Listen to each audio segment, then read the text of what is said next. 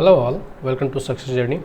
आज के इस वीडियो में हम लोग देखने वाले हैं यूकेपीएससी जेई का जो एग्ज़ाम हुआ था उसका सिविल का पेपर 2,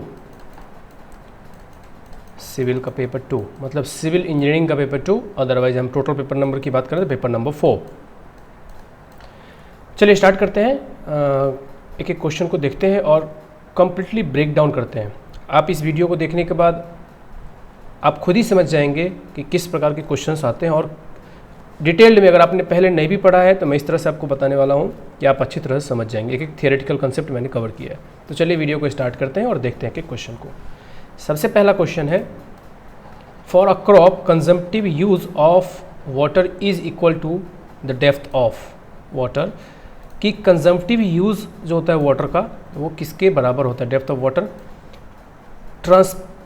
ट्रांसपीरेशन जो होता है क्रॉप का उसके बराबर, या इवेपोरेशन के बराबर, या फिर water used by crop in transpiration and evaporation, या लास्ट कह रहा है कि transpiration, evaporation and quantity of water evaporated from adjoining soil.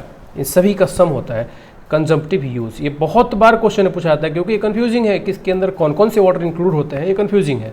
तो चलिए एक बार हम रेफरेंस बुक की बात करते हैं, देखते हैं कि बुक क्या कहता है। देखिए बुक क्या कहता है, कंजम्पटिव यूज़ इसके दो नाम है, कंजम्पटिव यूज़ या फिर इवेपोट्रांसपिरेशन भी कहते हैं इसको, ठीक है। इसको CU से डिनोट करते हैं। क्या कहता है कि कोई भी एक क्रॉप के लिए it is defined the total amount of water used by the plant in transpiration. मतलब जब फोटोसिंथेसिस हो रहा होता है, उसके टिश्यूज़ फॉर्म हो रहे होते हैं, बिल्डिंग द प्लांट टिश्यू, तो ट्रांसपिरेशन हो गया। And evaporation from the adjacent soil और फ्रॉम द प्लांट लीव्स। तो तीनों ही इंक्लूड हो गए इसमें। एक तो ट्रांसपिरेशन भी आया, इवेपोरेशन भी आया, और एडजेसेंट सॉइल से जो इवेपोरेशन हुआ वो भी आया, और फ्रॉम प्लांट लीव्स, प्लांट के लीव से जो इवेपोरेशन हुआ वो भी इंक्लूड हो गया। तो इवेपोरेशन के दो कैटेगरी इसमें इंक्लूड हुए, एक तो प्लांट के लीव से और दूसरा एडजेसेंट सॉइल से। और ट्रांसपिरेशन जो टिश्यू फॉर्म होने के दौरान होता है, इन तीनों का सम कहलाता है कंजम्पटिव यूज़ या फिर इवेपोट्रांसपिरेशन। दूसरा जो इसमें बहुत बार क्वेश्चन पूछते हैं कि कंजम्पटिव इरिगेशन रिक्वायरमेंट क्या होता है। ये कंजम्पटिव यूज़ हो गया, कंजम्पटिव इरिगेशन रिक्वायरमेंट क्या होता है? तो ये होता है consumptive use minus effective rainfall. ये कई बार पूछा जाता है क्वेश्चन में, कई बार न्यूमेरिकल भी होता है इस पर। तो आपको कैसे निकालना है कंजम्पटिव इरिगेशन रिक्वायरमेंट कितनी है? तो जितना इफेक्टिव रेनफॉल है, मतलब अगर रिक्वायरमेंट है 10 सेंटीमीटर की और 5 सेंटीमीटर रेनफॉल हुई है इफेक्टिव रेनफॉल, तो माइनस करके हम फाइंड कर लेंगे कंजम्पटिव इरिगेशन रिक्वायरमेंट। तो ये क्वेश्चन भी कई बार पूछा जाता है, मैंने इसलिए इसको इंक्लूड कर दिया इसमें। चलते हैं क्वेश्चन पे। तो हमने जैसे डिस्कस किया उसके आधार पर इसका आंसर होना चाहिए option number D, transpiration from the crop, evaporation from the leaves and quantity of water evaporated from the adjoining soil. तो D is the right answer. Next question देखते हैं। The ratio of area irrigated during rabi season to the area irrigated during kharif season is called. चलते हैं एक बार देखते हैं book क्या कहता है। इसको हम एक और नाम से जानते हैं, खरीफ रबी रेशियो और द क्रॉप रेशियो। हम जानते हैं कि सीजन में दो होते हैं, एक खरीफ होता है और एक रबी होता है। रबी होता है विंटर सीजन का और खरीफ होता है समर सीजन का। अब जितना एरिया हम इरीगेट करते हैं इन दोनों टाइम पे, उन दोनों का जनरल रेशियो होता है 1:2 का। एरिया जो इरीगेट होता है जनरली आपको देखने को मिलता है रेशियो 1:2 का। और the ratio of proposed areas to be irrigated in kharif season to that of rabi season is called kharif area rabi ratio और फिर क्रॉप रेशियो। तो यहाँ पे रेशियो किस चीज़ का है? Kharif season in the to that of the rabi season, मतलब खरीफ अपॉन रबी होना चाहिए इसके लिए। तो खरीफ अपॉन रबी का ऑप्शन तो यहाँ पे नहीं है। क्या बोला है? रबी टू खरीफ, ठीक है। तो ये नन ऑफ द अबव आएगा बिकॉज रेशियो इज डिफरेंट। यह आ जाएगा 1 अपॉन क्रॉप रेशियो के बराबर, क्योंकि क्रॉप एरिया जो रेशियो होता है वो खरीफ अपॉन रबी होता है, ठीक है। तो इसीलिए कन्फ्यूज़न नहीं होना चाहिए। दूसरा, ये बहुत ही इंपॉर्टेंट है, ये दो टर्म भी बहुत बार पूछते हैं। पैलियो इरीगेशन क्या होता है? पैलियो इरीगेशन क्या होता है कि जब हम क्रॉप को शो करने जाते हैं, मतलब उसको हम बोने जाते हैं, उससे पहले भी अगर लैंड बहुत ड्राई है तो हम वाटरिंग करते हैं, उसको बोलते हैं पैलियो इरीगेशन। तो कई बार पूछा जाता है कि पैलियो इरीगेशन किसको बोलते हैं? क्रॉप से पहले की, क्रॉप से के बाद की, या क्रॉप जब चल रहा है, मतलब जब वो ग्रो कर रहा है उस टाइम की। तो पैलियो इरीगेशन होता है पहले। Again very important thing is core watering. Core watering क्या होता है? जब फ्यू सेंटीमीटर प्लांट बाहर आ जाता है सॉइल से, उस समय जो हम वाटरिंग करते हैं उसको बोलते हैं कोर वाटरिंग। इसको अलग इसलिए किया गया क्योंकि इस समय वाटर की रिक्वायरमेंट ज़्यादा होती है, और इसमें ये वैल्यूज़ पूछी जाती है एग्जामिनेशन में अलग अलग क्रॉप्स के लिए कि कितनी होती है। तो आप याद कर लो कि कोर वाटरिंग के लिए राइस के लिए कितना होता है 19 centimetre. This is very very important, कई बार क्वेश्चन पूछा जाता है। राइस के लिए है 19 सेंटीमीटर, व्हीट के लिए है 13.5 सेंटीमीटर एंड शुगर केन के लिए है 16.5 सेंटीमीटर। ये तीन ही वैल्यू है, इसी में से क्वेश्चन आता है, इसके तीन के अलावा क्वेश्चन नहीं आता है। ठीक है, तो राइस के लिए 19, व्हीट के लिए 13.5 एंड 16.5 फॉर शुगर केन।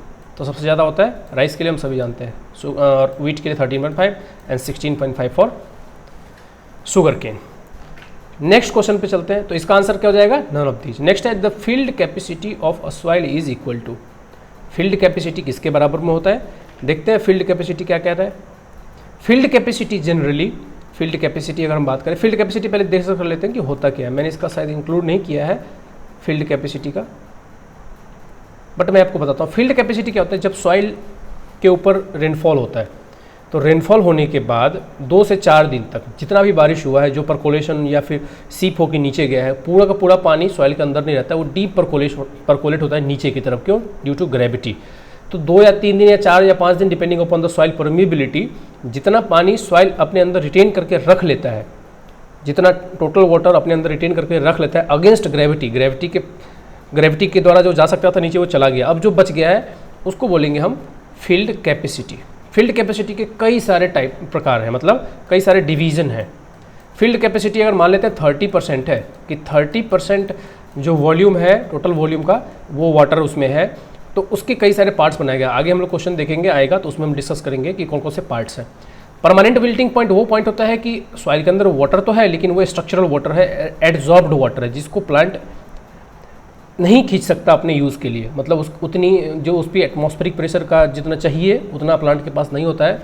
तो अगर वाटर लेवल उससे नीचे चला गया विल्टिंग पॉइंट के नीचे, तो प्लांट विल्ट होने लगता है। तो ये कितना टाइम होता है generally, 1.7 to 2.8 times of the wilting point, 1.7 to 2.8 point.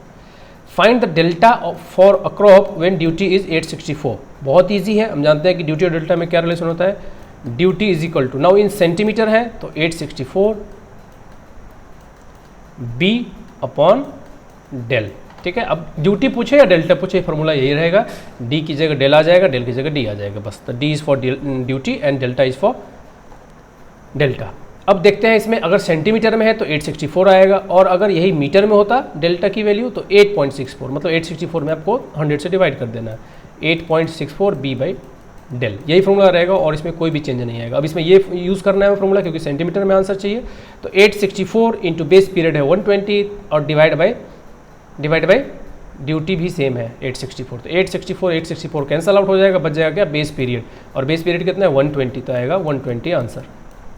Next question कह रहा है कि duty of a canal water will be less if, duty जो है कैनाल वाटर का कब लेस होगा, कह रहा है कि इसमें लेस, तो लेस कब होगा, and area irrigated is more, no, area से इसमें कोई फर्क नहीं पड़ता, क्योंकि ये पर यूनिट एरिया के लिए होता है, एंड कि अगर हम यूनिट डिस्चार्ज देते हैं for a given base period, कोई भी बेस पीरियड गिवन के लिए अगर हम 1 मीटर क्यूब पर सेकेंड का डिस्चार्ज रखते हैं तो कितना हेक्टेयर एरिया ये इरीगेट कर सकता है उसको बोलते हैं ड्यूटी। तो ये पर यूनिट एरिया, इसलिए एरिया इस पर कोई इफेक्ट नहीं कर पाएगा। Water supply requirement is less, नहीं लेस होगा तो नहीं होगा, क्योंकि यहाँ पे कह रहा है कि ड्यूटी लेस कब हो जाएगा, ये समय इंक्रीज कर जाएगा। Water supply require is more, yes, अगर ज़्यादा रिक्वायरमेंट है तो ये हो जाएगा ड्यूटी कम हो जाएगा। क्योंकि अगर हमने अभी देखा फार्मूला, आप इसी में देखो तो किस पे डिपेंडेंट है ड्यूटी है, किस पे डिपेंडेंट है, बेस पीरियड पे और डेल्टा पे। तो यहाँ पे क्या आ गया कि व्हाट डेल्टा के साथ इसका क्या रिलेशन है, इन्वर्सली प्रोपोर्शनल है। डेल्टा क्या रिप्रेजेंट कर रहा है, depth of the water needed, तो डेप्थ अगर मोर हुआ तो ड्यूटी लेस हो जाएगा, सिंपल सी बात है। और बेस पीरियड के साथ इसका क्या टाइम है, डायरेक्टली प्रोपोर्शनल है। नेक्स्ट कह रहा है field capacity of soil is 28%, permanent wilting point दिया हुआ है 18%, effect root zone of crop is 70 centimetre if the density of the soil and water is 1.3 and 1 gram per cc respectively, find the depth of water. इस type के question बहुत आते हैं, बहुत ही frequently आते हैं, और ये बहुत ईजी होता है क्वेश्चन करना। देखो फार्मूला क्या है, हम जानते हैं gamma S divide by gamma W, soil का unit weight divide by water का unit weight, into D depth of root zone, into field capacity minus wilting point. बस इसी फॉर्मूले में आपको पुट कर देना है।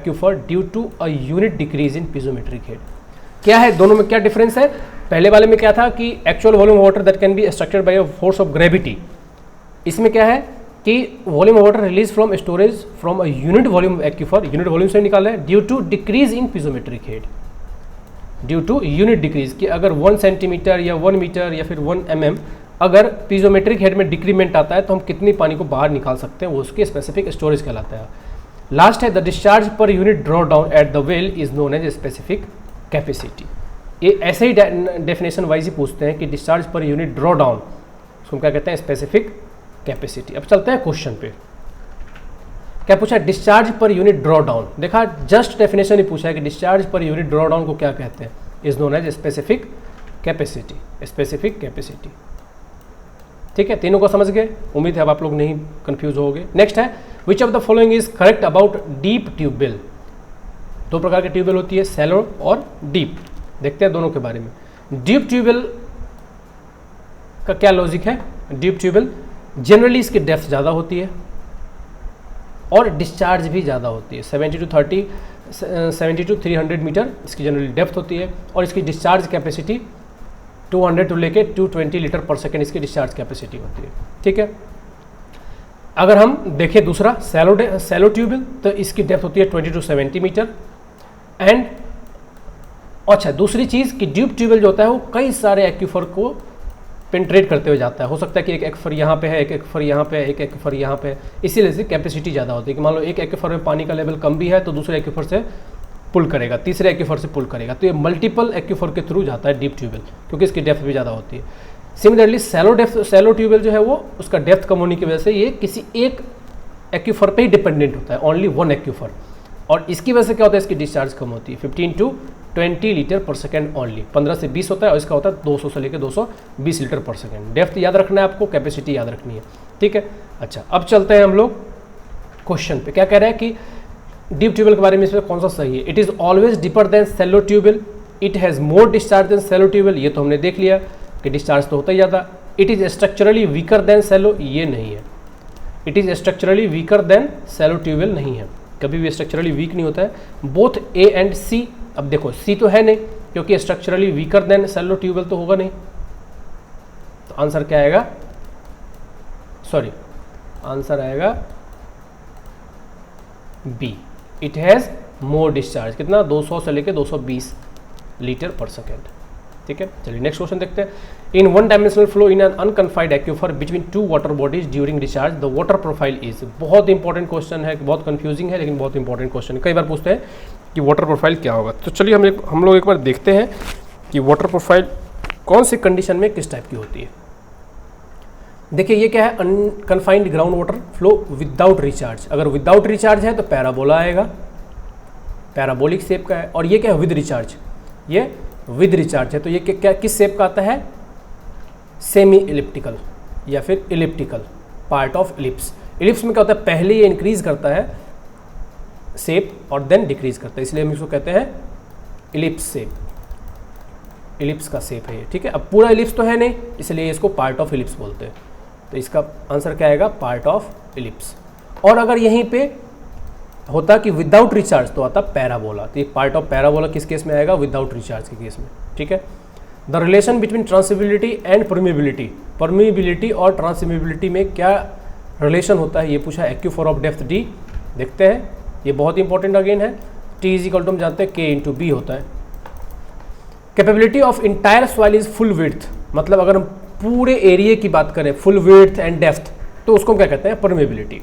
कि भाई जो भी सॉइल है उसका जो भी एरिया हम कंसीडर करना चाहते हैं, फुल एरिया की बात करें तो उसको हम परमेबिलिटी के फॉर्म में रिप्रेजेंट करते हैं। लेकिन अगर हम यूनिट के बारे में बात करना पड़े, बोले कि per unit depth, per unit width, तो उसको हम क्या बोलेंगे, जैसे कि इसमें देखो, while that of the soil of unit width and full depth, तो हम इसमें बी क्या ले रहे हैं, यूनिट, इसीलिए बी को हम यहाँ पे यूनिट ले रहे हैं 1b और डेप्थ को हम फुल ले रहे हैं, तो ये क्या हो गया, पर यूनिट विड्थ।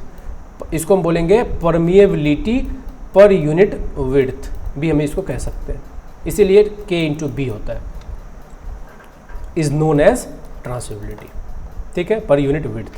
अब देखते हैं इसमें डेप्थ डी दिया हुआ है और हालांकि ये मेरे हिसाब से आंसर गलत है, टी इज इक्वल टू के इंटू बी होता है, विड्थ होता है, लेकिन यहाँ पे टी बी का कोई रिलेशन नहीं है, तो फिर भी हम डेप्थ के साथ चलेंगे, तो टी इज इक्वल टू ये, बट इनकरेक्ट है, आप याद रखना। Water below the permanent wilting point, हमने पीछे डिस्कस किया था, परमानेंट विल्टिंग पॉइंट के नीचे क्या होता है, वाटर तो होता है बट स्ट्रक्चरल वाटर होता है, उसको हम क्या कहते हैं, हाइग्रोस्कोपिक वाटर। और जो वाटर अवेलेबल होता है टोटल वाटर में से सॉइल के अंदर, उसको बोलते हैं कैपिलरी वाटर, जो प्लांट यूज़ कर सकता है। तो जो प्लांट यूज़ कर सकता है उसको बोलते हैं कैपिलरी वाटर, और जो प्लांट यूज़ नहीं कर सकता टोटल सॉइल के वाटर में से, उसको बोलते हैं हाइग्रोस्कोपिक वाटर, मतलब ये स्ट्रक्चरली बाउंडेड होता है सॉइल के पार्टिकल्स के साथ। तो आंसर आएगा A. Specific yield of an unconfined aquifer in comparison to total porosity, क्या बोला है कि स्पेसिफिक यील्ड जो होता है अनकन्फाइंड एक्यूफर का टोटल पोरोसिटी के मुकाबले। टोटल पोरोसिटी क्या होता है, हमने अभी डिस्कस किया था, टोटल पोरोसिटी मीन्स सॉइल की टोटल वाटर एब्जॉर्ब करने की कैपेसिटी, और स्पेसिफिक यील्ड मीन्स टोटल जो सॉइल के अंदर वाटर गया है वो दो पार्ट में डिवाइड हो जाएगा। फिर एक जिस पानी को हम निकाल सकते हैं बाहर उसको बोलते हैं स्पेसिफिक यील्ड, और जिस पानी को हम नहीं निकाल सकते हैं, मतलब जो स्ट्रक्चरली बॉन्ड हो जाता है, उसको बोलते हैं स्पेसिफिक रिटेंशन। तो स्पेसिफिक यील्ड हमेशा टोटल से कम ही होगा, it will be always less.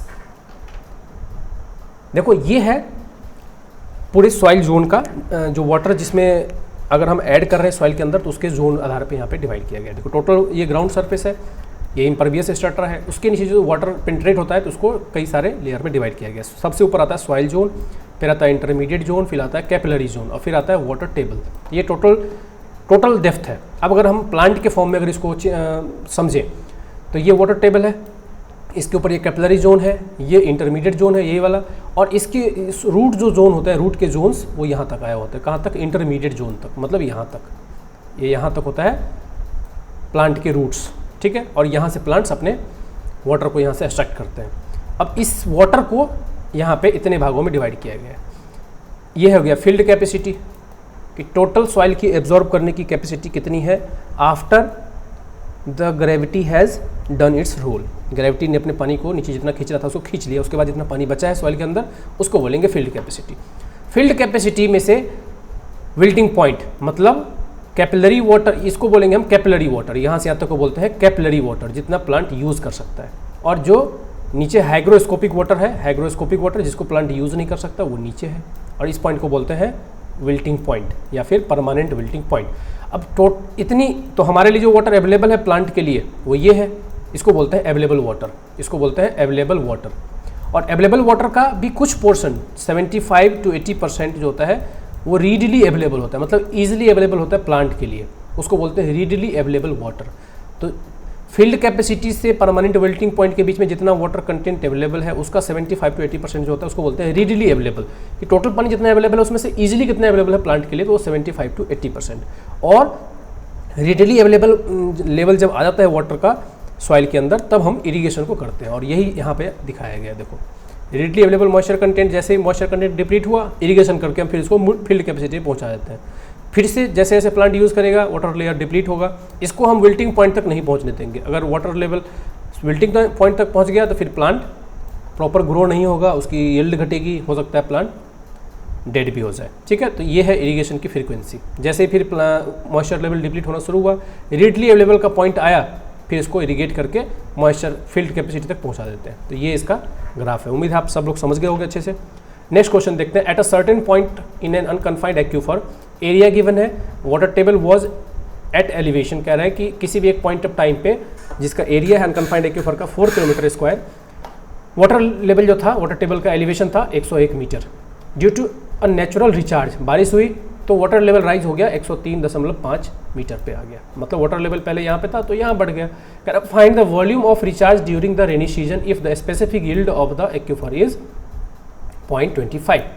अब क्या कह रहे हैं कि स्पेसिफिक यील्ड की वैल्यू दिया हुआ है, और कह रहा है कि आप फाइंड करो कि एक्यूफर वॉल्यूम कितना इसमें रेनी सीजन में रिचार्ज हुआ। ठीक है, अब देखिए वॉल्यूम कितना रिचार्ज हुआ, बहुत इजी है। हम वॉल्यूम पहले देखेंगे कितना हाइट कितना बढ़ा, तो 101 से लेके 103.5 मतलब 2.5 मीटर। ठीक है, 2.5 मीटर इसका हाइट बढ़ा। और क्या गिवन है, एरिया, तो 2.5 मीटर, और अगर हम 4 × 10⁻⁶ से मल्टीप्लाई करेंगे तो ये क्या मिलेगा हमें, वॉल्यूम। तो इतना मतलब ये आंसर आएगा 10⁻7 मीटर क्यूब, इतना वॉल्यूम ऑफ वाटर रिचार्ज हुआ है। ठीक है, रिचार्ज ड्यूरिंग रेनी सीजन। और अब क्या, सॉरी 1 मिनट, इतना वाटर तो रिचार्ज हुआ है, पूछा क्या है इसमें, recharge during rainy season. Specific yield दिया हुआ है 0.25, तो स्पेसिफिक यील्ड अगर हमें गिवन है तो हम क्या करेंगे, फिर 10⁻7 × 0.25 मल्टीप्लाई करेंगे। ठीक है, क्योंकि इसमें से इतना पानी ही बचेगा हमारे सॉइल में। आंसर आ जाएगा डी, 2.5 × 10⁻6। नेक्स्ट क्वेश्चन देखते हैं। Stratified confined aquifer has a top layer of 2 metre thickness, unconfined, sorry stratified है और कन्फाइंड एक्यूफर है, मतलब दोनों तरफ से कन्फाइनमेंट है, और थिकनेस दिया हुआ है 2 मीटर, मिडिल लेयर 4 मीटर का थिकनेस है और बॉटम लेयर का थिकनेस है 3 मीटर का। इफ़ द परमेबिलिटी, अलग अलग लेयर का ये दिया हुआ है, तो कह रहा है कि effective vertical permeability. Question easy है, कह रहा है कि सॉइल 3 लेयर में बटा हुआ है। पहला लेयर 2 मीटर का है, दूसरा लेयर 4 मीटर का है, और तीसरा लेयर 3 मीटर का है, और तीनों की परमेबिलिटी अलग अलग है, एक की 6 है, एक की 16 है और 24 है। और कह रहे हैं परमेबिलिटी वर्टिकल डायरेक्शन में कितना है, तो वर्टिकल डायरेक्शन का परमेबिलिटी के लिए हम क्या करते हैं, आप सभी जानते हो फॉर्मूला, हम सॉइल मैकेनिक्स में भी हमने पढ़ा होगा, शायद मैंने यहाँ पे इंक्लूड भी किया है, आप देख लो। अगर हॉरिजॉन्टली फाइंड करना है तो हमें इस तरह से इक्वेशन को यहाँ पे यूज़ कर लेना, सिंपली जैसा हम CG फाइंड करते हैं वही वाला फॉर्मूला है। बट अगर वर्टिकली फाइंड करना है तो इस तरह से, तो जेड डेप्थ जो है यहाँ पे डिवाइड करते जाओ, 2 + 4 + 5 डिवाइड बाई 2 + 4 + 5, और इन सबको डिवाइड कर दो इसकी परमेबिलिटी से, तो 6 डिवाइड बाई 16 डिवाइड बाई 24, और इसको आपको सॉल्व कर देना है, तो आंसर आपको सिंपली मिल जाएगा। इसका आंसर आएगा डी, 13 मीटर पर डे। ठीक है, तो इसका आंसर आ जाएगा डी। नेक्स्ट क्वेश्चन पे चलते हैं। The general average yield from standard tubewell is in order of, अभी हमने अभी देखा था कि यील्ड जो होता है ट्यूबवेल का वो कितना है 200 to 220 लीटर्स पर सेकेंड। तो जनरल यील्ड पूछा है इसमें, तब देखो 200 to 220, तो जनरल यील्ड पूछा है। अब यहाँ पे हमें क्या करना है, देखना है कि इसमें से ऑप्शन कौन सा हमारा स्टैंडर्ड ट्यूबवेल में से कौन सा आता है। तो 45, 450 तो है ही नहीं, 5000 भी नहीं है, 5 लीटर भी नहीं है, तो आंसर एक ही बचता है। 5 लीटर तो हमारा सेलो का भी नहीं होता है, सेलो का भी अगर हम देखें तो 15 to 20 होता है, तो आंसर हमारे पास एक ही बचता है 45 का, तो आंसर आ जाएगा 45 लीटर पर सेकेंड। नेक्स्ट है efficiency of centrifugal pump commonly used for lifting water from well may be in order of. तो जो एफिशिएंसी सेंट्रीफ्यूगल पंप की होती है जो कि लिफ्टिंग के लिए यूज़ हो रहा है वेल से, वेल में जो पंप हम लगाते हैं, तो उसकी एफिशिएंसी कितनी परसेंट होती है, उसकी एफिशिएंसी होती है 65%। देखते हैं बुक में क्या लिखा हुआ है और क्या कहता है। देखो यहाँ पे वैसे भी यहाँ पे भी यही लिखा है, general average yield from the standard tubewell is however in the order of 40 to 45 litre per second. तो आपको बुक में भी यही मिलेगा कि 40 to 45% ही यील्डिंग होती है, ठीक है। नेक्स्ट देखते हैं जो हमने अभी क्वेश्चन डिस्कस किया कि एफिशिएंसी ऑफ सेंट्रीफ्यूगल पंप। कह रहा है कि jet pumps are however generally not used for irrigation tubewell because of their low efficiency. तो जेट पंप्स की एफिशिएंसी बहुत कम होती है, which generally in order of 35%। तो जेट पंप की एफिशिएंसी होती है 35% as compare to 66 to 85% for other types of pump. तो 66 to 85 के रेंज में आता है दूसरा, तो 65 to 85, तो यहाँ पे आएगा 65% आंसर, ठीक है। नेक्स्ट देखते हैं the volume of water that can be released by gravitational effect from a unit volume of an aquifer. हमने पहले ही डिस्कस किया था, इसको हम क्या कहते हैं, इसको हम कहते हैं स्पेसिफिक यील्ड। नेक्स्ट है the line joining of static water level in several well excavated through an unconfined aquifer. अगर हम कोई कन्फाइंड एक्यूफर है उसमें अगर बहुत जगह पे अलग अलग जगह पे वेल लगाएं, यहाँ पे अगर वेल हमने लगा रखा है और ये कन्फाइंड एक्यूफर है, तो क्या कह रहा है कि जो लाइन ज्वाइनिंग होगा स्टैटिक वाटर लेवल का जो लाइन ज्वाइन करेगा उसको हम क्या कहेंगे, उसको हम कहेंगे piezometric surface. Simply line joining of equal water level उसको हम क्या कहते हैं, पीजोमेट्रिक सरफेस। नेक्स्ट है a centrifugal pump gives maximum efficiency when its impeller blade are. कैसा होता है, हम 3 टाइप के होते हैं ब्लेड, एक होता है रेडियल वेन्स, एक होता है बैकवर्ड वेन्स और एक होता है फॉरवर्ड वेन्स। मतलब एक तो हम वेन को हम सीधा रखेंगे, एक है कि बैकवर्ड की तरफ बेंड कर देंगे ऐसे, ये बैकवर्ड बेंड हो गया, और एक हो गया कि फॉरवर्ड बेंड करेंगे, मतलब वाटर यहाँ से स्ट्राइक करेगा, इसमें वाटर यहाँ से स्ट्राइक करेगा और इसमें वाटर यहाँ से स्ट्राइक करेगा।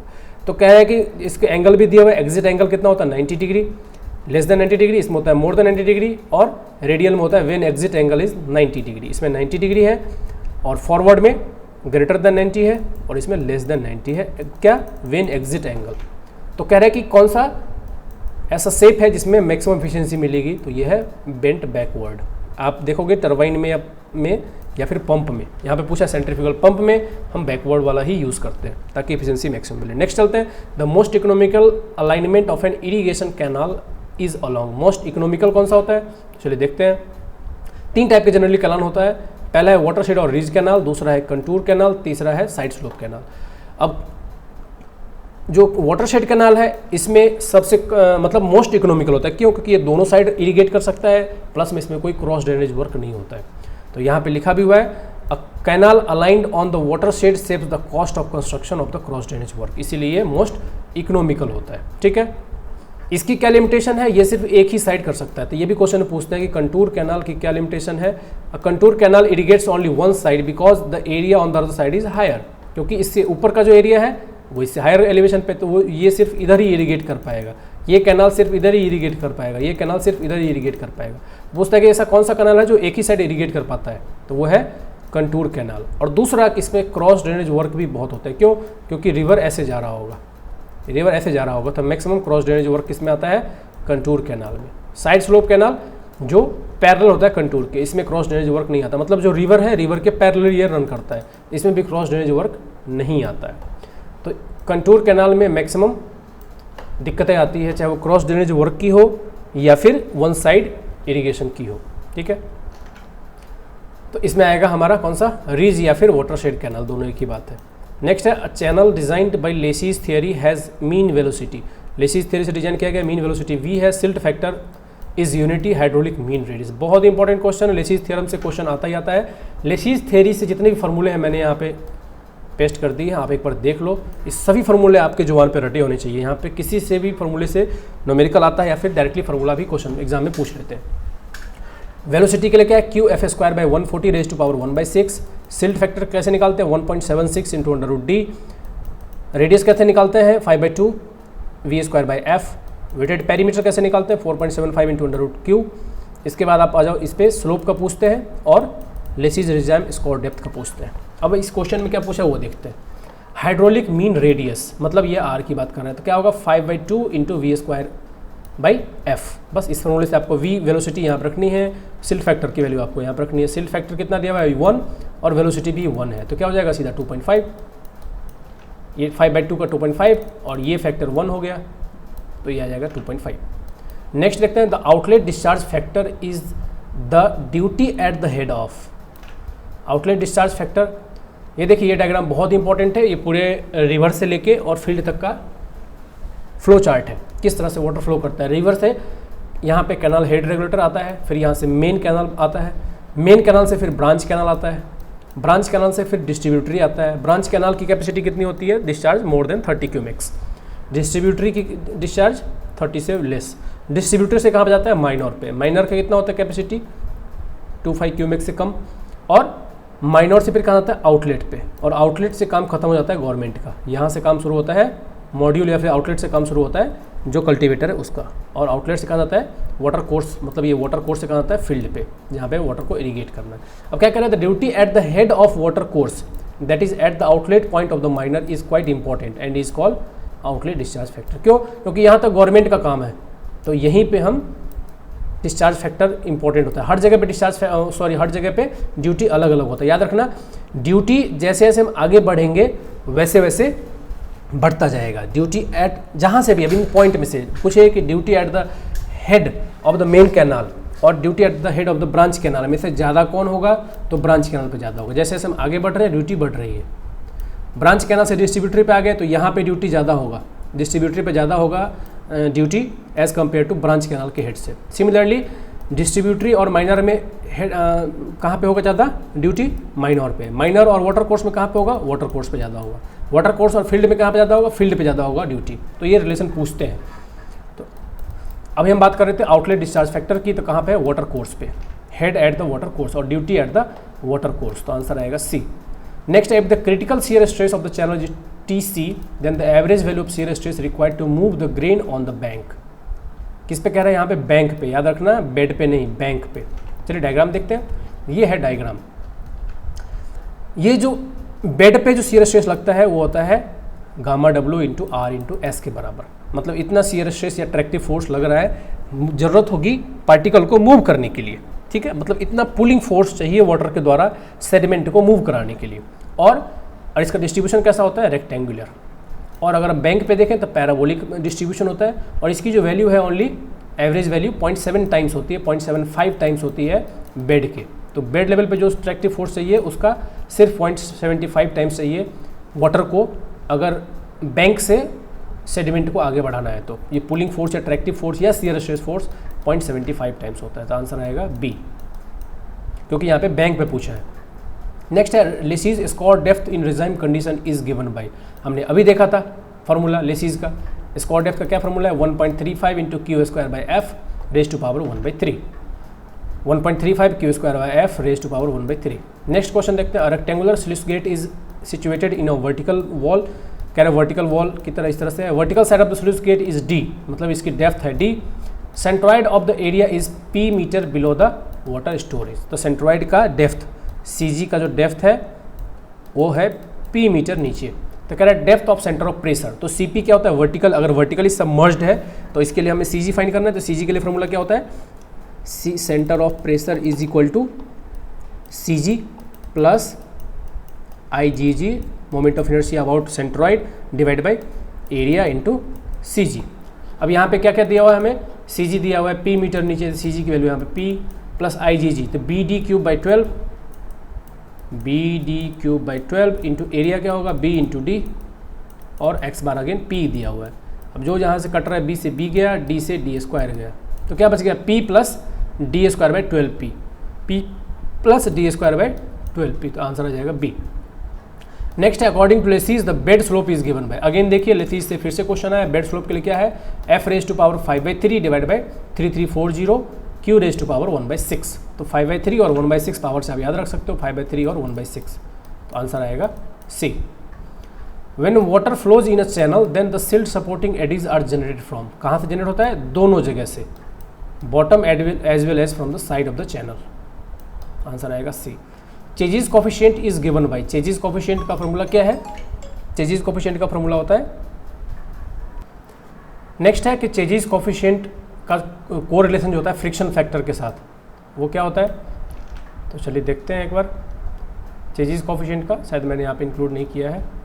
चेजिस कोफिशिएंट का रिलेशन होता है 8g/f। बेसिकली फार्मूला क्या होता है f इज इक्वल टू, अगर हम फार्मूला देखें तो f इज इक्वल टू होता है 8g/c²। तो यहाँ पे हमें c फाइंड करना है, तो c इज इक्वल टू क्या हो जाएगा √8g/f, ठीक है, √8g/f।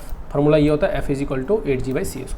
नेक्स्ट है which of the following canal structure is use to remove surplus water of from an irrigation channel to the natural drain. कौन सा कैनाल यूज होता है कैनाल स्केप। और कैनाल स्केप से और क्या क्वेश्चन आते हैं, देखिए बहुत इंपॉर्टेंट है कैनाल स्केप, क्योंकि कैनाल स्केप से और क्वेश्चन आते हैं। देखिए कैनाल स्केप को और क्या कहते हैं, पूछते हैं कि सेफ्टी वॉल्व किसको कहते हैं कैनाल का, तो सेफ्टी वॉल्व कहते हैं कैनाल स्केप्स को। क्यों, क्योंकि मान लो किसी भी कारण से कैनाल का वाटर सप्लाई, मान लो जो कल्टीवेटर्स है उसने यूज़ करना बंद कर दिया, उसको पानी नहीं चाहिए तो वहाँ से आउटलेट पे बंद कर दिया, तो कैनाल में वाटर लेवल बढ़ जाएगा। तो सरप्लस वाटर को क्या करना है, उसको डिस्चार्ज करना पड़ेगा रिवर के अंदर, तो उसके लिए इसको बोलते हैं सेफ्टी वाल्व, अदरवाइज ओवरफ्लो होने लगेगा कैनाल में। तो सेफ्टी वाल्व की तरह वर्क करता है कौन, कैनाल स्केप्स, क्योंकि ये एडिशनल वाटर को रिवर के अंदर डिस्चार्ज कर देता है, और इसको इसीलिए प्रोवाइड करना होता है कितने रेगुलर इंटरवल पे। तीसरा क्या पूछते हैं, एक तो पूछते हैं कि सेफ्टी वाल्व किसको बोलते हैं, तो आप समझ गए कैनाल स्केप को। तीसरा पूछते हैं कोई एग्जामिनेशन में कि इसकी कैपेसिटी कितनी होती है। The minimum capacity of the escape is generally kept as half of the channel capacity. तो जो चैनल है मेन चैनल की जितनी कैपेसिटी है, स्केप्स की कैपेसिटी इसकी हाफ होनी चाहिए, तो इसकी हाफ कैपेसिटी होनी चाहिए मेन जो कैनाल है उसका। तो ये तीन चीज़ आपको इसमें याद रखना है। इसको बोलते हैं कैनाल स्केप, कैनाल स्केप की कैपेसिटी होती है हाफ, और इसको बोलते हैं safety valve of the canal. Which of the following is use to control the discharge in a canal.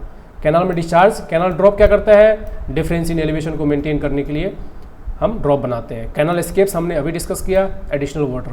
Canal outlet क्या करता है, कैनाल आउटलेट के बारे में मैंने अभी पढ़ा था। आउटलेट या मॉड्यूल क्या करता है, वाटर को, मतलब जो फील्ड पे और वाटर कोर्स पे जहाँ पे जंक्शन आता है वहाँ पे कैनाल आउटलेट होता है।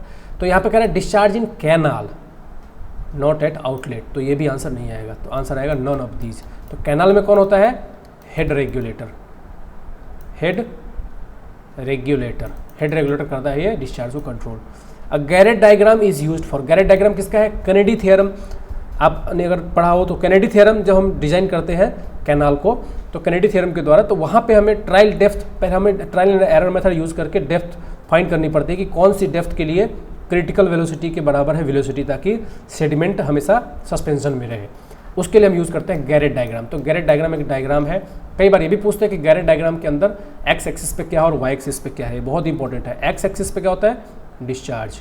वाई एक्सिस में दो एक्सिस है, एक प्राइमरी और एक सेकेंडरी। तो प्राइमरी एक्सिस पे क्या है, स्लोप है, ठीक है, और सेकेंडरी एक्सिस पे क्या है, क्रिटिकल वेलोसिटी है, क्रिटिकल वेलोसिटी है,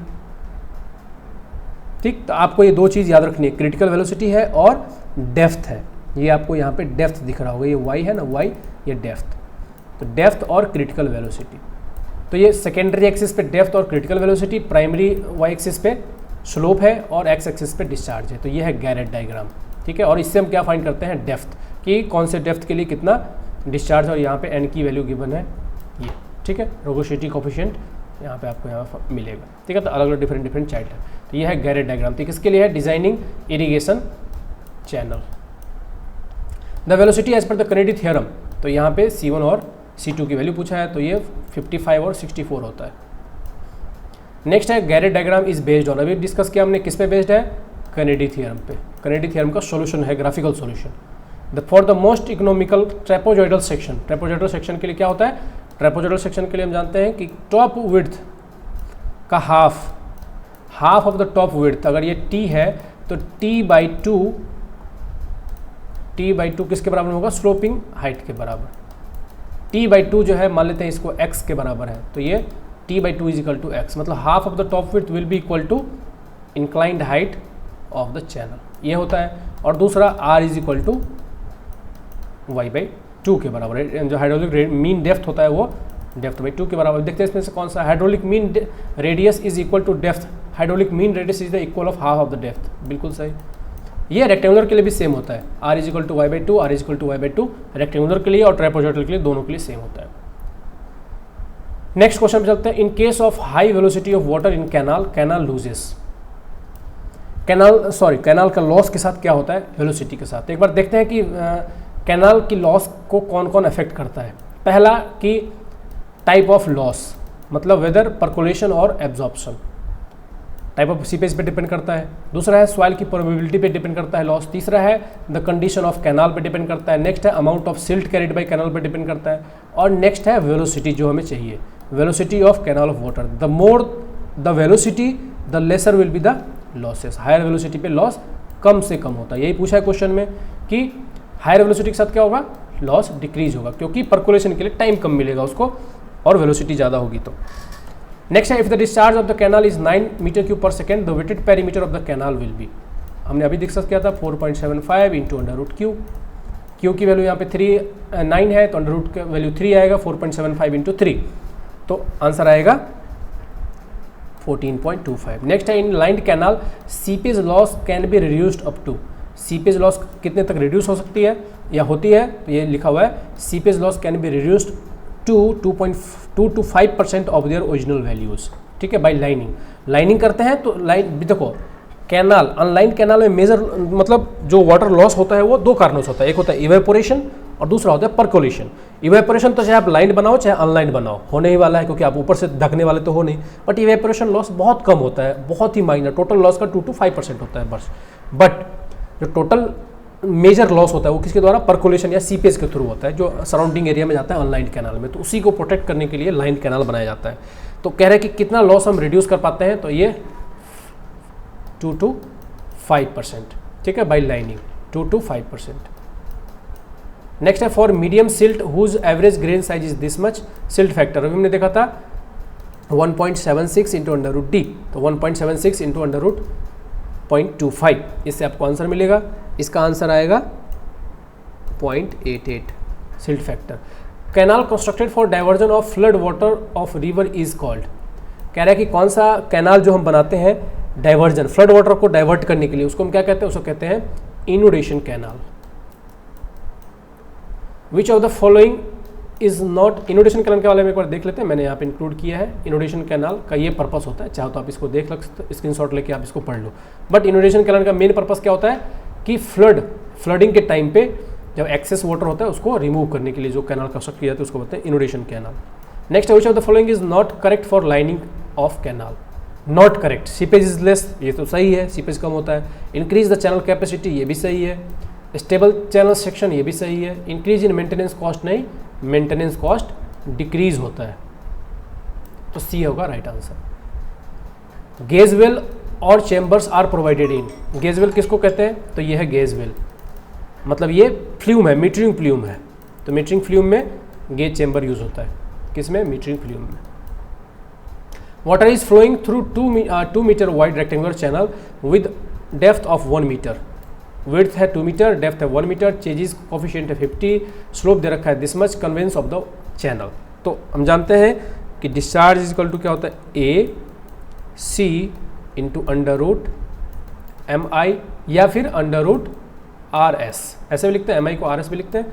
अब यहाँ पे देखो R हमें फाइंड कर लेना है, ए एरिया हमें B इंटू डी से मिल जाएगा, C हमें गिवन है, तो R हमें फाइंड करना है। R इज इक्वल टू क्या होता है, A/P, और A क्या होता है, B/D, और वेटेड पेरीमीटर क्या होता है, B+2D, B+2D, यहाँ से R फाइंड कर लोगे। और यहाँ पे ये होता है डिस्चार्ज का फॉर्मूला, और कन्वेंसमेंट क्या होता है कि आपको विदाउट S कंसीडर किए हुए लेना है, मतलब S को यहाँ पे इंक्लूड नहीं करना है। तो कन्वेंस के इज इक्वल टू क्या आ जाएगा, A into C into under root R. R आप यहाँ से फाइंड कर लो b इंटू डी करके, और b प्लस 2d, तो b और ये r आ जाएगा 0.5, और एरिया कितना है, एरिया आ जाएगा 2 इंटू 1 2, c दिया हुआ है 50, और अंडर रूट आर। ठीक है, तो यहाँ से आपको आंसर मिल जाएगा, ये आएगा 50, सॉरी ये आएगा 70.7, मतलब आंसर आएगा बी। ठीक है, जब इसको आप सॉल्व करोगे तो आंसर आएगा 70 पॉइंट समथिंग, तो आंसर आएगा सी, बी। नेक्स्ट क्वेश्चन देखते हैं। कह रहा channel is to convey, discharge given है, एवरेज वेलोसिटी गिवन है, width and depth of most economical rectangular channel. देखो इसको दो तरीके हैं फाइंड करने के। सिंपलेस्ट तरीका क्या है कि आप देख लो, अगर को रिलेशन है यहाँ पे देखो, हम जानते हैं कि इकोनॉमिकल रेक्टेंगुलर चैनल में विड्थ इज इक्वल टू क्या होता है, 2 टाइम्स ऑफ डेप्थ। तो आप देखो कि यहाँ पे क्या पूछा है, विड्थ और डेप्थ पूछा है, मतलब पहले वाला टर्म सेकेंड वाले का डबल होना चाहिए। तो डबल वाला टर्म्स कौन सा है, ये सब में से किसी का भी नहीं है, डबल, इसका है सिर्फ, इसका ये डबल है, तो ऐसे तो आंसर ये हो जाएगा। लेकिन अगर मान लेते हैं कि ऐसे कई सारे ऑप्शन होते तो क्या होता है, तो कैसे फाइंड करना है, तो हम जानते हैं कि क्रिटिकल डेप्थ, मैक्सिमम डिस्चार्ज कब मिलता है, क्रिटिकल डेप्थ पे, और क्रिटिकल डेप्थ रेक्टेंगुलर के लिए क्या होता है 3/2 इंटू YC, और EC की वैल्यू गिवन है हमें कि EC की वैल्यू कितना है, EC की वैल्यू गिवन है, सॉरी डिस्चार्ज गिवन है यहाँ पे। ठीक है, डिस्चार्ज गिवन है और वेलोसिटी गिवन है, तो डिस्चार्ज और वेलोसिटी हमें फाइंड करना है। ओके सॉरी, यहाँ पे पूछा है कि मैक्सिमम, यहाँ पे मैक्सिमम सिर्फ आपको वैल्यू इंसर्ट कर देनी है। तो किसी भी फार्मूले में, मैनिंग्स फार्मूले में आप इंसर्ट कर दो। मैनिंग्स फार्मूले में जैसे कि v is equal to 1/n into r raise to power 2/3 s raise to power under root 1/2 होता है। इसमें आप वेलोसिटी की जगह इंसर्ट कर दोगे तो आपको आंसर मिल जाएगा। किसी भी एक फार्मूले में आप इंसर्ट कर दोगे तो आपको आंसर मिल जाएगा।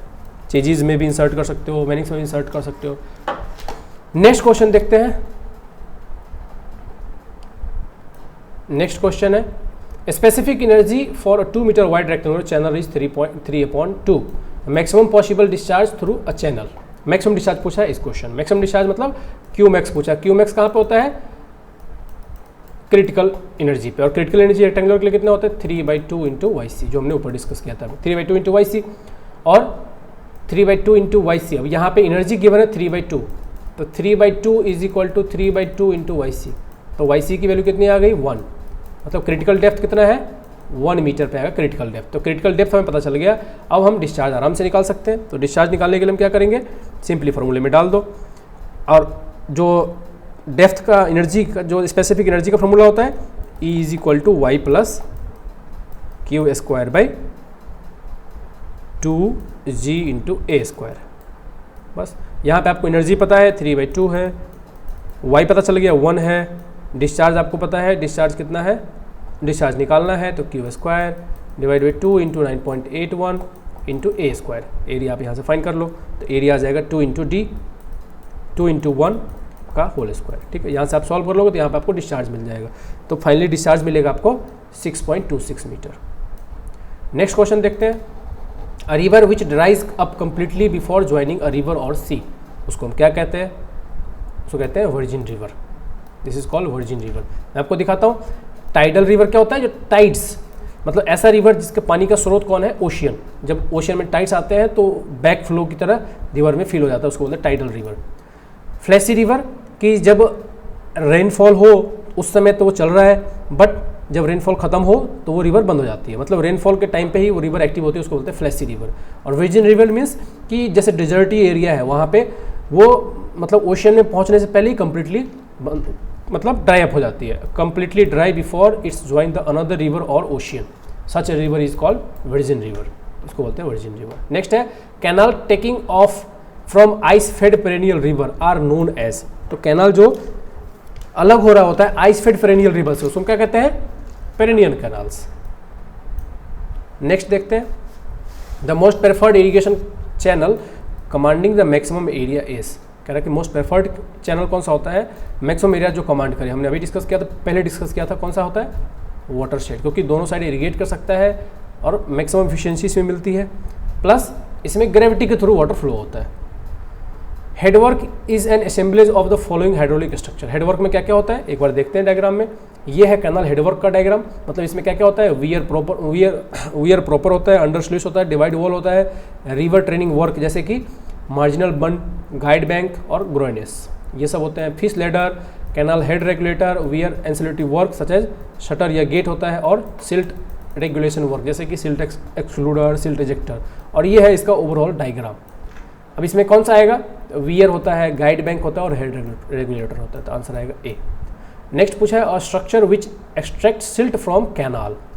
दो प्रकार के सिल्ट एक्सट्रैक्टर होते हैं, सिल्ट इजेक्टर और सिल्ट एक्सट्रैक्टर। देखते हैं एक बार सिल्ट इजेक्टर क्या होता है, सिल्ट एक्सट्रैक्टर क्या होता है। देखो सिल्ट एक्सक्लूडर होता है एक, एक्सक्लूडर मीन्स कि वाटर एंटर करने से पहले, कैनाल में एंटर करने से पहले हम उसको एक्सक्लूड करें, उसको बोलते हैं सिल्ट एक्सक्लूडर। तो ये रिवर बेड पे होता है। और दूसरा होता है सिल्ट इजेक्टर, जिसे हम सिल्ट एक्सट्रैक्टर भी कहते हैं। एक बार कैनाल में सिल्ट जो एंटर हो गया उसको बाहर निकालने के लिए सिल्ट इजेक्टर या फिर सिल्ट एक्सट्रैक्टर यूज होता है, और ये ज़्यादा एफिशिएंट होता है सिल्ट एक्सक्लूडर के मुकाबले। अब इसमें क्या पूछा है कि structure which extract silt from canal is called silt ejector. A diversion headwork canal in a diversion headwork canal head regulator is usually aligned। Canal head regulator, तो देखते हैं कैनाल हेड रेगुलेटर जो है ये है कैनाल हेड रेगुलेटर। तो इसकी alignment क्या है, इसकी अलाइनमेंट है 90 डिग्री विद द वियर। अगर वियर की बात करें तो 90 डिग्री है इससे, 90 डिग्री। और अगर हम डिवाइड वॉल की बात करें तो इसके भी 90 डिग्री, सॉरी इसके 90 डिग्री पे है और इसके पैरेलल है, ऐसे है, मतलब डिवाइड वॉल के पैरेलल और एक्सिस ऑफ वियर के 90 डिग्री पे। तो क्या पूछा है, पैरेलल ऑफ बैराज एक्सिस नहीं, 90 डिग्री पे है। Perpendicular to divide wall, yes divide wall के परपेंडिकुलर, सॉरी डिवाइड वॉल के पैरेलल है, परपेंडिकुलर तो है, ये भी गलत, parallel to divide wall, yes parallel to divide wall. तो परपेंडिकुलर किसके हैं, एक्सिस ऑफ द वियर और barrage, and parallel to divide wall. Silt ejector are constructed at, हमने अभी डिस्कस किया था। सिल्ट इजेक्टर जो है, सिल्ट इजेक्टर कहाँ पे कंस्ट्रक्ट होता है, कैनाल के बेड पे, लिखा भी हुआ है constructed on the bed of the canal a little distance down stream from the head regulator. अब इसमें ऑप्शन क्या है, down stream of the head regulator, down stream of the canal head regulator. दोनों ही आंसर सही है, canal regulator और canal head regulator दोनों ही सही होता है। बट अगर हम बुक की माने तो ये हेड रेगुलेटर लिखा हुआ है, तो ये ऑप्शन ज़्यादा अप्रोप्रिएट है। बट मेरे हिसाब से क्वेश्चन कैंसिल हो जाएगा, क्योंकि ये दोनों ही सेम होता है, कैनाल हेड रेगुलेटर और कैनाल रेगुलेटर दोनों ही सेम होता है। अप स्ट्रीम में नहीं होता, इसलिए ये ऑप्शन सही नहीं है, इसलिए ऑल ऑफ द अबव हो ही नहीं सकता। Velocity of flow in case of fish ladder, fish ladder के केस में कितना होता है, the velocity of in case of fish ladder. Fish ladder हमने डिस्कस किया था, फिश लैडर क्या है, फिश लैडर ये है जो कि फिश की माइग्रेट होने के लिए प्रोवाइड की जाती है, ये है फिश लैडर। यहाँ से ऐसे ऐसे ऐसे ऐसे फिश जा सकती है अक्रॉस द वियर और बैराज, ठीक है। तो फिश लैडर में स्पीड कितनी रखते हैं, तो स्पीड कितना होता है, नॉट एक्सीडिंग 3 to 3.5 मीटर पर सेकेंड। इसमें वाटर फ्लो की स्पीड, क्योंकि इतने वेलोसिटी तक अप स्ट्रीम में जा सकती है फिश, इससे ज़्यादा अगर वेलोसिटी है तो अप स्ट्रीम में मूव नहीं कर सकती फिश, इसीलिए ये वेलोसिटी यहाँ पे लिमिट किया गया है 3 to 3.5। तो 3 तो यहाँ पे 3.5 है नहीं, तो आंसर आएगा 3 मीटर, मतलब सी। नेक्स्ट है, in a large river the depth is 15 metre, up to which depth current meter should be lowered to measure the average velocity. कहाँ पे मेजर करते हैं, 0.2 डी पे और 0.8 डी पे मेजर करके फिर इन दोनों का एवरेज फाइंड करते हैं। तो हमें इन दो जगह फाइंड करने की ज़रूरत है, मतलब 15 का 0.2 और 15 का 0.8, मतलब 3 मीटर और 12 मीटर पर, फिर इन दोनों को ऐड करके डिवाइड कर देंगे 2 से, वो एवरेज वेलोसिटी होगा किसके लिए, डीप के लिए, मतलब ये ब्रॉड और लार्ज रिवर के लिए है, पूछा है यहाँ पे लार्ज रिवर के लिए। Next, repelling groin is in a river is. Repelling groin क्या होता है कि जब हम बैंक को प्रोटेक्ट करना चाहते हैं रिवर की फ्लो से, तो उसलिए हम ग्रोइन यूज़ करते हैं। अब ग्रोइन क्या बोलता है, एक होता है नॉर्मल ग्रोइन, मतलब ये बिल्कुल 90 डिग्री पे होता है, ये फ्लो को थोड़ा बाहर की तरफ डिफ्लेक्ट कर देगा और पूछता है कि ये होल्स कहाँ पे फॉर्म होते हैं, इसका और होल्स कहाँ फॉर्म होता है, तो इसमें हेड पे नॉर्मल में। रिपेलिंग ग्रोइन क्या होता है, रिपेलिंग में हम फ्लो को बाहर धक्का देना चाहते हैं, हम चाहते हैं कि बैंक को प्रोटेक्ट करें, तो ये अप स्ट्रीम के साथ इंक्लाइंड होता है कितना, 10 to 30 डिग्री पे, और इसके जो पॉट होल्स फॉर्म होते हैं वो कहाँ पे, यहाँ पे, मतलब हेड पे, रिवर के बीच में और यहाँ पे हेड पे। और एक होता है अट्रैक्टिंग ग्रोइन, जो हम फ्लो को अट्रैक्ट करना चाहते हैं, तो जो फ्लो यहाँ पे जा रहा था वो भी यहाँ पे आ जाएगा। इसमें पॉट होल कहाँ पर होता है, नियर बैंक होता है, और इसकी इंक्लिनेशन 60 to 80 डिग्री होती है। बट चूँकि स्क्वायर होल भी इधर इंटीरियर में फॉर्म होता है, इसलिए हम इसको यूज़ नहीं करते ज़्यादा। तो क्या पूछा है इसमें, repelling groin in a river कितने डिग्री पे होता है, 10 to 30 डिग्री। तो आंसर आएगा इंक्लाइन टुवर्ड्स डाउन स्ट्रीम नहीं, incline towards up stream. Up stream की तरह इंक्लाइंड होता है, ये आपको दिखेगा अप स्ट्रीम है, ये अप स्ट्रीम है, अप स्ट्रीम की तरह इंक्लाइंड है कितना, 10 to 30 डिग्री पे। तो आंसर आएगा बी। नेक्स्ट है a groyne with curve head. Curved head वाले को क्या कहते हैं, देखिए ये टी शेप्ड ग्रोइन, या फिर जो यहाँ पे डेनही ग्रोइन है, ये हाँ इंडिया में ही डेवलप किया गया है। टी शेप्ड को हम डेनही बोलते हैं, डेनही भी बोलते हैं। तो ये टी शेप्ड का ग्रोइन होता है जो कि वाटर रिफ्लेक्टिंग के लिए यूज़ होता है। तो इसमें तो हमें दिख नहीं रहा है कहीं भी। क्या पूछा है कि कर्व्ड हेड, कर्व्ड हेड तो इसमें नहीं है, हेड तो कर्व नहीं है। दूसरा होता है हॉकी शेप्ड, इसकी आप शेप देखो तो ये हॉकी स्टिक की तरह लगेगा। तो हॉकी स्टिक शेप का हेड जो है वो कर्व होता है ऐसे। तो पूछा है कि इसमें कर्व किसका होता है, तो ये होता है हॉकी ग्रोइन का। नेक्स्ट है retrogression of bed level of river downstream of a weir is basically cause due to. Retrogression क्या होता है, रेट्रोग्रेशन जब